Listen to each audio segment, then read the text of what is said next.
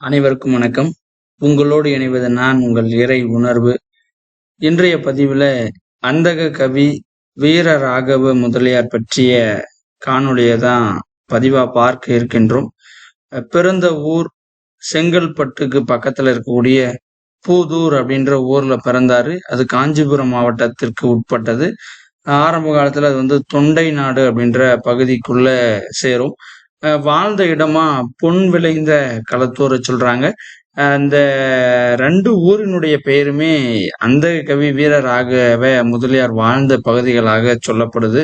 பூதூர்லயும் இருந்திருக்காரு, பொன் விளைந்த களத்தூர்லயும் இருந்திருக்காரு. அதனால 2 ஊர்களையுமே நான் உங்களுக்கு இங்க கொடுத்துருக்கேன். அடுத்து இவருடைய காலம், இவர் வாழ்ந்த காலகட்டம் அப்படின்னு பாக்குறப்போ கிபி 17ஆம் நூற்றாண்டுல வாழ்ந்திருக்காரு. இவருடைய அந்த மரபு அப்படின்னு சொல்லும்போது சைவ வேளாளர் மரபை சார்ந்தவர். தந்தையினுடைய பெயர் வடுகநாதர். இந்த நூல்ல இடம்பெற்றுள்ள செய்திகள் அப்படின்னு பாக்குறப்போ இவரை பற்றிய கொஞ்சம் செய்திகள் இருக்கு. ரொம்ப முக்கியமானது என்ன அப்படின்னா, பிறவிலே பார்வை இல்லாதவர். ஆனா இருந்தாலும் நிறைய ஆற்றலை தன்னகத்தே கொண்டு விளங்கி இருந்திருக்காரு.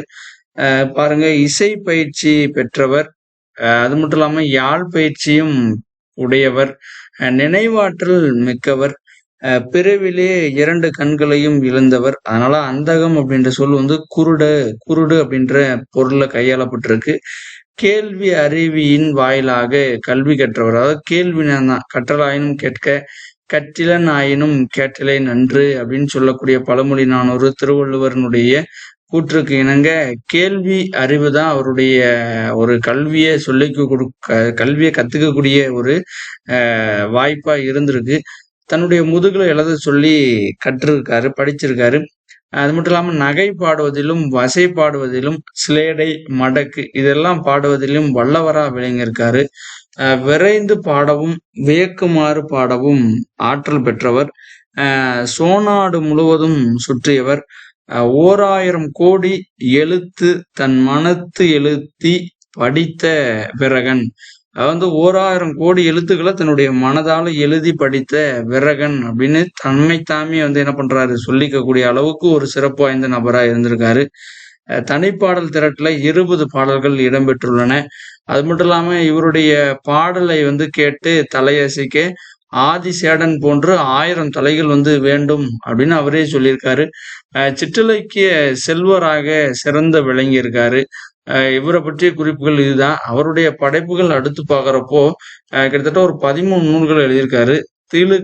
திருக்கழுக்குன்ற புராணம், திருக்கழுக்குன்ற மாலை, சேயூர் முருகன் பிள்ளை தமிழ், திருவாரூர் உலா, சந்திரவாணன் கோவை, கயத்தாற்று அரசன் உலா, கீழ்வேலூர் உலா, திருவேங்கட கலம்பகம், திரு கண்ணமங்கை மாலை, திருவேங்கடமுடையான் பஞ்சரத்தினம், வரதராசர் பஞ்சரத்தினம், பெருந்தேவியார் பஞ்சரத்தினம், இது மாதிரி ஒரு 12 நூல்களை பாடியிருக்காரு. இவரை பற்றிய ஒரு பாராட்டு செய்தி சொல்லப்பட்டிருக்கு. இவர் இலங்கையில போய் அங்க பராச சேகர மன்னனை பாடியிருக்காரு. அப்போ பாடும்போது அவர் ஒரு யானை, அது மட்டும் இல்லாம ஒரு பொற்பந்தம், ஒரு ஊர் இதெல்லாம் பரிசா தந்திருக்காரு. அதை வாங்கிட்டு மறுபடியும் இவர் ஊர் திரும்பியிருக்காரு. இதனால இவருடைய புகழ் கடல் கடந்தும் பரவி இருக்கு. இந்த தகவலோட அந்தக கவி வீரராக முதலியார் பற்றிய பதிவு நிறைவு செய்கிறேன். மீண்டும் அடுத்த நூல்ல அடுத்த புலவரோடு சந்திப்போம். நன்றி.